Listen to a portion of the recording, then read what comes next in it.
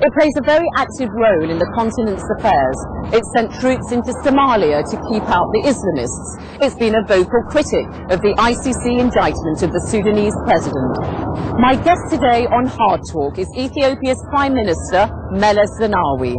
Does his domestic record really justify his taking such a lead in Africa?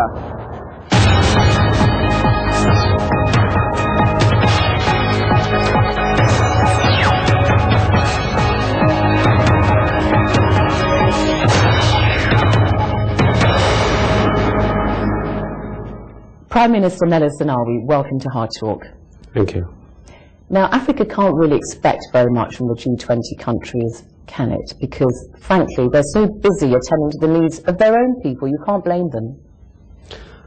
Well, we are part of the same global system, and the legitimacy of any system is largely determined by how it treats the weakest elements of that system. And if the globalized system that we now have treats the African countries as some extra, and then of course the legitimacy of the whole system is in question. So what exactly do you want from the G20 countries? Because you've said in the past that you would like to see more development aid being given by these countries. We need resources to tide us over the current challenge. We've asked for something like $30 to $50 billion of assistance through the IMF. You've said in the past, though, that perhaps the financial crisis was going to bypass Africa, but in the last few months you changed your mind. You said Africa might actually be falling off the edge of the cliff unless help comes very quickly. Why did you change your mind? Because the financial crisis was transformed into an economic crisis and has affected our exports because commodity prices have collapsed, affected the capital flows to Africa, affected the flow of remittances to Africa. And so as a result, we face a crisis which was not of our making. So you want more development aid, for instance? I mean, have you put a figure on it? Yeah, we want to developed countries to maintain their pledges and at the same time give us additional resources of $30 to $50 billion to tide us over the current challenges.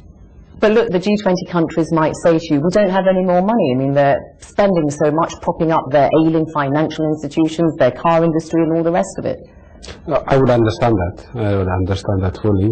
That is why the proposal we have on the table is that the IMF should be used to create money. It has a capacity to create money, international money, and sell some of its gold, which means that we could raise anything up to $50 billion without in any way affecting the budget of these developed countries. What about what you African governments can do for your own people?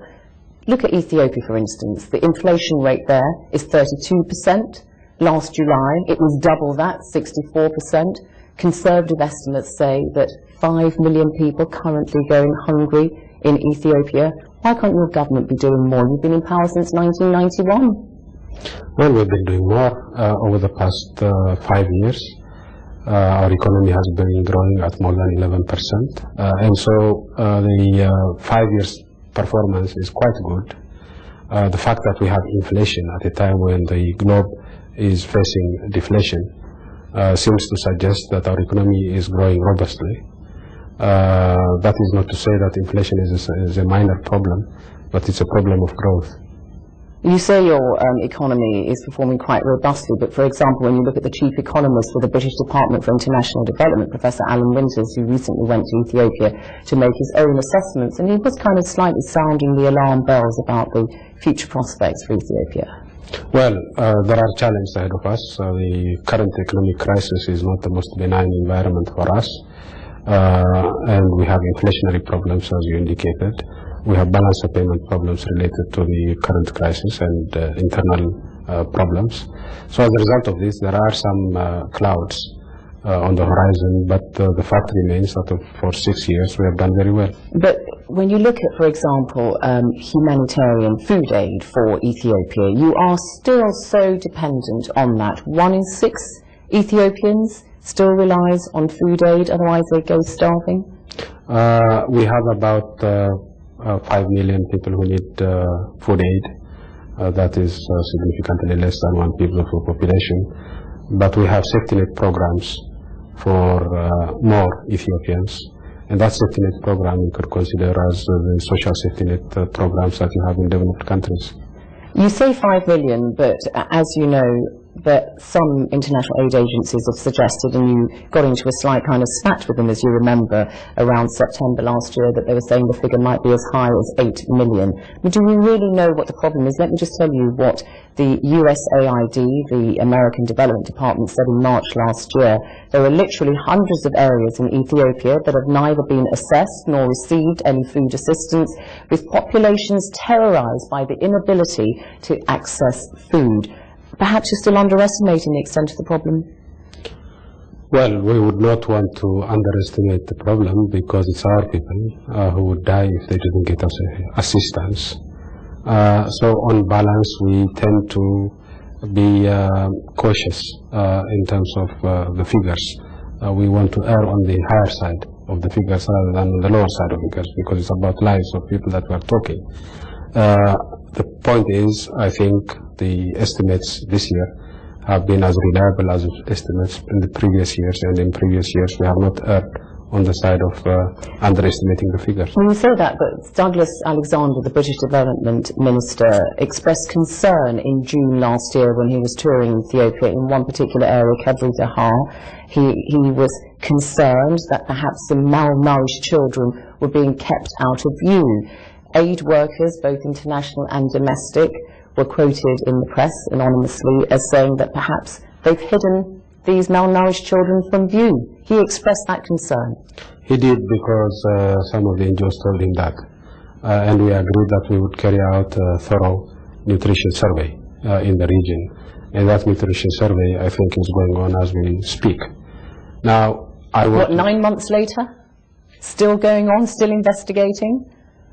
The thing is, some of these NGOs have not been positively inclined towards the government because of the legislation that we have in place that they think restricts their activity. But otherwise, there have been no days in Kabri Dahar of children or anybody else. And everybody now recognizes that perhaps the emergency was a bit exaggerated. And they weren't hidden out of view as those concerns were expressed? There has never been any such practice in the past, and there will never be any such practice in the future. Well, why do you think these NGOs might be working against the interests of the Ethiopian government? Because in fact you have just announced new legislation that would restrict the activities of NGOs and charities. Some of the NGOs are very unhappy with that legislation, and they have made their point of view very clear to us and to the... But they've got a point. It does undermine the independence of civil society groups, and that's very important for the proper functioning of a democracy. It does not undermine the independence of Ethiopian civil society organizations. What it undermines is the funding of civil society organizations in Ethiopia who are involved in political activities from foreign sources, and I believe the practice in all the advanced countries is that political activities are funded from local sources. But this is going to impose a very